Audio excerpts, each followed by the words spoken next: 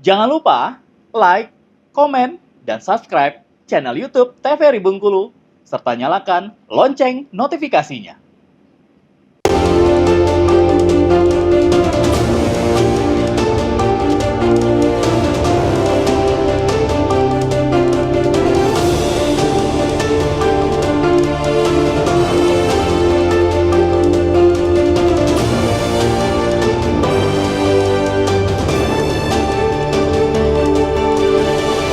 Baik, terima kasih pemirsa, masih di Berindo TVRI Bengkulu untuk hari ini tentunya dengan tema kita peran media dalam pengawasan pilkada. Dengan narasumber kita ada Bapak Danang Sanggabuana selaku Dewas LPP TVRI Bengkulu dan juga Bapak Albert Ronaldo Thomas selaku Ketua KPID Bengkulu untuk hari ini. Nah, kita kembali ke Pak Thomas lagi nih. Sekarang kita bicara tentang yang namanya punishment mungkin Pak. Mungkin punishment mengenai media yang tadi dibilang agak nakal tentunya dalam pelaksanaan pengawasan pilkada ini sendiri atau penyiaran pilkada ini sendiri. Nah, punishment apa mungkin yang dilakukan terlebih dahulu, baik tahapan awal sampai dengan tahapan akhir yang diberikan kepada media tersebut? Ya, berkaitan dengan ini kan tentu kami KPID Bengkulu juga harus mengedukasi ya, memberikan edukasi terhadap lembaga penyiaran televisi maupun radio. Sampai contoh tahun kemarin kami memberikan berbagai macam BIMTEK juga seperti itu, baik untuk radio maupun televisi juga, kemudian juga beberapa minggu bahkan bulan sebelum 21 hari terakhir itu kami juga mengumpulkan kembali seluruh lembaga penyiaran televisi maupun radio untuk mensosialisasikan lagi aturan-aturan yang tetap ada seperti itu. Nah, kemudian berkaitan dengan punishment juga kami seperti saya sampaikan juga beberapa lembaga penyiaran televisi maupun radio, khususnya televisi ini telah kita berikan teguran seperti itu ya, berkaitan dengan durasi dan lain sebagainya. Nah, berkaitan juga dengan berkaca kepada tahun-tahun sebelumnya, saya berbicara karena di KPID juga ada 3 orang Sri Kandi yang incumbent seperti itu, karena di tahun-tahun sebelumnya juga sama sebenarnya. Karena lembaga penyiaran ini juga yang melakukan pelanggaran ya berkaitan dengan hal itu saja, berkaitan masa kampanye seperti itu kan, yang belum saatnya kemudian udah diiklankan seperti itu. Nah, kemudian berkaitan dengan durasi juga demikian, bahkan juga ada yang disampaikan tadi tidak ada berimbang seperti itu. Ada lembaga penyiaran salah satu lembaga penyiaran televisi condong ke kubu sebelah calon, kemudian satu lagi juga condong karena terbelah seperti itu. Kemudian masyarakat juga memberikan dengan lembaga penyiaran memberikan informasi seperti itu, masyarakat juga menjadi bingung seperti itu. Nah, ini yang kita harapkan jangan terjadi. Nah, tentu kami KPID Bengkulu semaksimal mungkin untuk mencegah hal itu terjadi, karena masyarakat tentu walaupun sudah bisa menilai dengan baik bahwasanya paslon A, paslon B dan segala macam tentu masih bisa dipengaruhi oleh lembaga penyiaran ini. Karena lembaga penyiaran ini seperti di awal saya sampaikan seperti 12 mata pisau. Nah, ini yang perlu kita arahkan ke hal yang positif seperti itu. Karena kami KPID Bengkulu tentu terus melakukan pengawasan terhadap lembaga penyiaran, di mana lembaga penyiaran ini walaupun yang sudah care ataupun sudah dekat dengan KPID Bengkulu, tentu saja hal ini bukan menjadi semena-mena lembaga penyiaran tersebut. Tentu kami akan tetap memberikan surat teguran dengan tegas, kemudian memberikan punishment dengan lembaga penyiaran tersebut apabila lembaga penyiaran tersebut tidak sesuai dengan P3SPS ataupun aturan-aturan yang ditetapkan oleh lembaga KPI pusat maupun PKPU seperti itu. Oke, teguran yang paling berat untuk saat ini itu teguran di tahap yang mana, Pak? Ya, untuk harian ya di luar pilkada maupun pada saat masa pilkada, tentu sejauh ini yang saya ketahui ya dari yang pilkada-pilkada sebelumnya saya bicara dan yang saya alami Pilpres kemarin itu hanya teguran tertulis seperti itu. Nah, tapi begitu juga dengan harian ya di luar pilkada kan. Jadi di KPI ataupun KPD itu ada tahapan-tahapan ya. Nah, kalau dulu emang sampai pencabutan izin, proses izin segala macam itu ada di KPID atau KPI. Nah, ini sudah tidak ada lagi. Jadi tahapan sanksi yang diberikan oleh KPID itu adalah sanksi administrasi seperti itu. Pertama tentu surat teguran tertulis ya, 1, 2, kemudian 3. Kemudian adanya denda administratif, kemudian pemberhentian durasi siaran dan lain sebagainya, kemudian hingga merekomendasikan agar lembaga penyiaran tersebut dibekukan izinnya hingga dicabut izinnya. Itu sudah paling fatal seperti itu. Nah, sejauh ini kami belum memberikan teguran di luar dari teguran tertulis yang pertama dan yang kedua. Sejauh itu selama saya di KPID hanya sebatas teguran pertama. Itu yang Oke, saya. baik, kita ke Pak Danang kembali selaku Dewas LP TVRI Bengkulu nih. Nah, untuk punishment mungkin dari Dewas sendiri ke lembaga penyiaran publik khususnya TVRI tentunya yang mungkin melakukan kesalahan itu, teguran-teguran yang dimaksudkan itu tahapannya seperti apa, Bapak? Jadi gini, sebelum bicara tentang itu memang begini, peran kita itu kan memberikan informasi tentang kepemiluan secara masif dan maksimal. Iya. Itu bisa dilakukan dengan membuat semacam iklan layanan masyarakat. Betul. Itu dibuat yang apik, yang bagus sehingga menarik packagingnya, lalu masyarakat tergugah hatinya untuk mengikuti kegiatan kepemiluan. Kalau dalam konteks masyarakat berarti dia datang ke TPS untuk memberikan hak pilih gitu kan. Nah itu penting. Atau juga program yang memberikan edukasi tentang pentingnya kita menggunakan hak pilih kita, karena itu kan merupakan hak konstitusi dan kita akan ditentukan nasib kita ya itu 5 tahun ke depan melalui pemimpin yang arif, yang adil, yang bijaksana, yang amanah dan lain sebagainya. Itu yang pertama yang saya kira penting dilakukan oleh teman-teman TVRI di Bengkulu. Jadi kepublikannya itu akan dimanfaatkan dan bermanfaat oleh masyarakat yang hari ini sedang akan menentukan pemimpinnya 5 tahun yang akan datang. Betul. Kalau soal sanksi sejauh ini TVRI mungkin SDM-nya sudah mendapatkan literasi atau BIMTEK ya. Iya. Ada BIMTEK, kemudian ada literasi mungkin oleh KPI ya.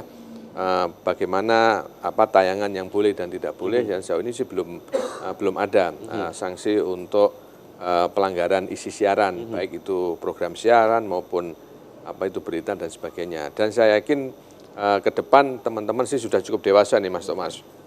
Teman-teman di Bengkulu, teman-teman reporter atau program berita dan sebagainya itu bagaimana menempatkan diri yang pas dalam konteks pilkada ini. Sejauh ini sih saya yakin masih terkendali dan tidak tergoda bahasanya, tidak tergoda dalam tanda kutip untuk mendukung salah satu pasangan atau salah satu kandidat tertentu agar layar kaca digunakan untuk kepentingan. Sejauh ini sih belum ada ya. Dan saya berharap ini dipertahankan terus karena memang kita ini milik masyarakat. Maka kita juga kembali melayani masyarakat dalam segala bidang. Nah, dalam hal ini judulnya kan karena pilkada yang mungkin 3 bulan ya. 3 bulan ini akan dilaksanakan ya kita fokus di pilkada ini dan kita memang karena ini 5 tahun sekali ya kita memang fokus untuk menggerakkan masyarakat menggunakan hak pilihnya karena satu suara itu sangat menentukan masa depan ya kesejahteraan masyarakat setempat. Oleh karena itu ya kita berharap juga agar TVRI juga bisa kerjasama dengan penyelenggara pemilu dalam hal ini KPU untuk meningkatkan jumlah partisipasi publik dalam hal kepemiluan. Saya tidak tahu di Bengkulu ini kalau pilkada berapa persen ya, mudah-mudahan angkanya maksimal lah, bisa 80 atau berapa persen lah sesuai dengan target. Sehingga sehingga ketika ada pemenang, maka pemenang ini juga sangat confident kan, karena dia telah mendapatkan suara yang mayoritas. Nah dengan pemimpin yang confident, dia tidak akan pernah ragu dalam mengambil keputusan. Betul. Apalagi keputusan itu yang pro rakyat gitu kan. Tidak pernah ragu karena apa? Karena dia merasa didukung oleh masyarakat. Beda halnya dengan dukungan yang tidak maksimal. Tentu setiap orang punya sedikit keraguan kan. Wah, saya hanya didukung kurang dari 50%. Dia ragu dalam mengambil keputusan. Oleh karena itu, dengan dukungan masyarakat yang maksimal, maka itu juga memberikan kepercayaan kepada pemimpin kita nantinya untuk mengambil keputusan yang ujungnya untuk kesejahteraan masyarakat. Oke, baik. Nah, tadi dari pihak KPID Bengkulu mengatakan bahwa adanya durasi penayangan dan lain sebagainya untuk pilkada ini sendiri, tentunya dari Dewas sendiri itu mengetahui hal tersebut atau seperti apa, Bapak? Iya, saya kira kalau Dewas mendorong kepada teman-teman TVRI Bengkulu ikut aturan KPI melalui surat edarannya yang nantinya mungkin akan keluar dan ikut aturan KPU tentang durasi iklan. Ya, tadi itu memang ada radio sendiri, kemudian TVRI atau televisi sendiri, kemudian durasinya juga dibatasi. Setiap kandidat ada sekian itu silahkan nanti teman-teman TVRI Bengkulu membaca lagi aturannya. Sehingga dalam hal kebijakan redaksi dan juga kebijakan iklan kita tidak melanggar regulasi yang memang regulasi itu adalah domainnya penyelenggara pemilu dalam hal ini adalah KPU. Oke, baik. Untuk segmen terakhir kali ini boleh silakan dengan himbauan kepada masyarakat mungkin dari KPD Bengkulu tentunya untuk pengawasan pilkada, untuk peran media dan pengawasan pilkada tersebut. Silakan Bapak.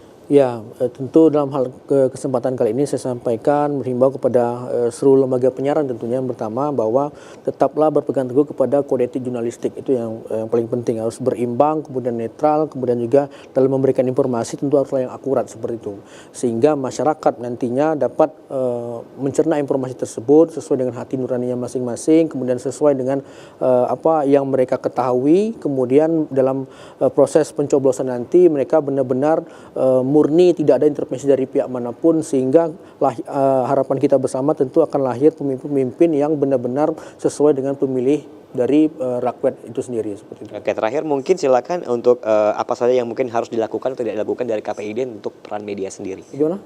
Bagaimana untuk KPID sendiri mungkin himbauan kepada media untuk penyebaran dan pengawasan pilkada ini sendiri. Ya, tentu seperti disampaikan tadi bahwa harapan kami untuk seluruh lembaga penyiaran baik televisi maupun radio tetap berpegang teguh kepada kode etik jurnalistik, kemudian P3SPS tentu sangat menjadi acuan mulai dari produksi hingga proses penayangan itu P3SPS tidak bisa lepas dari proses namanya penyiaran seperti itu. Dan sekali lagi terhadap lembaga penyiaran kami akan terus selalu memantau ya, baik di luar pilkada maupun apalagi dalam pilkada, sehingga kami harap kepada lembaga penyiaran nantinya dalam memproses ataupun memberikan informasi terhadap masyarakat benar-benar informasi yang akurat dan tepat sehingga masyarakat dapat edukasi di dalamnya seperti itu. Oke, baik. Terakhir sedikit dari Pak Danang, silakan Pak. Iya, saya sih ingin menyampaikan kepada teman-teman TVRI Bengkulu agar tetap menjaga dan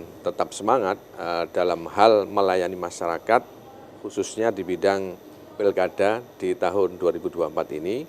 Tetaplah jaga netralitas, tetaplah jaga independen, dan tetaplah jaga keberimbangan, karena TVRI kita adalah satu-satunya lembaga penyiaran publik dan memang kita diwajibkan untuk melayani masyarakat agar masyarakat semakin berkembang, semakin bangkit, semakin maju, semakin produktif dalam mengisi kehidupannya sehari-hari. Jadi TVRI itu sebagai teman baik ya buat masyarakat dalam rangka meningkatkan taraf hidup di segala bidang. Nah, oleh karena itu saya yakin TVRI Bengkulu akan mampu melaksanakan itu sehingga nanti dalam hal ini gubernur akan terpilih gubernur atau wali kota atau bupati yang memang betul-betul amanah, yang mampu mensejahterakan masyarakat, bahkan meningkatkan masyarakat dengan berbagai macam program kebijakannya. Oleh karena itu, mari kita dorong para pemimpin atau calon pemimpin kita itu berbuat baik dan amanah, dan juga masyarakat kita memberikan dorongan, dukungan yang kuat sehingga terjadilah suatu kolaborasi antara pemimpin dan umatnya dengan rakyatnya itu untuk sama-sama bangkit untuk mendapatkan yang terbaik ya, dalam kehidupan yang akan datang nanti. Oke, baik, terima kasih untuk Pak Danang Sanggabuana selaku Dewas LPP TVRI Bengkulu, dan juga terima kasih untuk Bapak Albert Ronald Thomas selaku Ketua KPD Bengkulu tentunya. Dan peran media sangat penting tentunya untuk